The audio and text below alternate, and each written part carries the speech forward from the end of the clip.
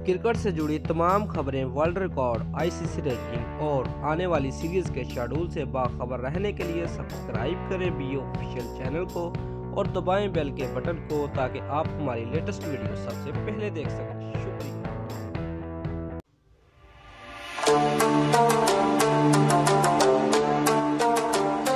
दोस्तों, पाकिस्तान में आईपीएल की नशरियात पर पाबंदी आयद।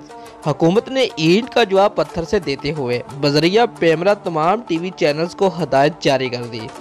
दोस्तों, तफसीलात के मुताबिक हुकूमत पाकिस्तान ने भारत की जानिब से खेलों को सियासत का हिस्सा बनाने की कोशिशों का मुंह तोड़ जवाब देने का फैसला किया है।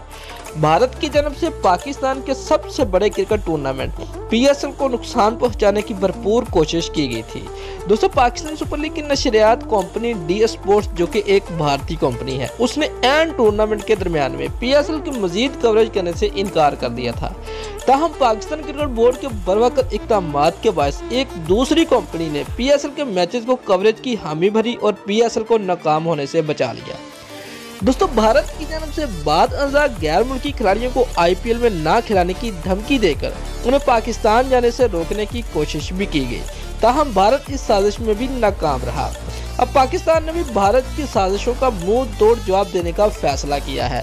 वफाकी वज़ीर अतलात ने पाकिस्तान में आईपीएल मैचेस नशरियात करने पर पाबंदी आयद कर दी है। इस हवाले से पैमरा को बाकायदा हदायत जारी कर दी गई है।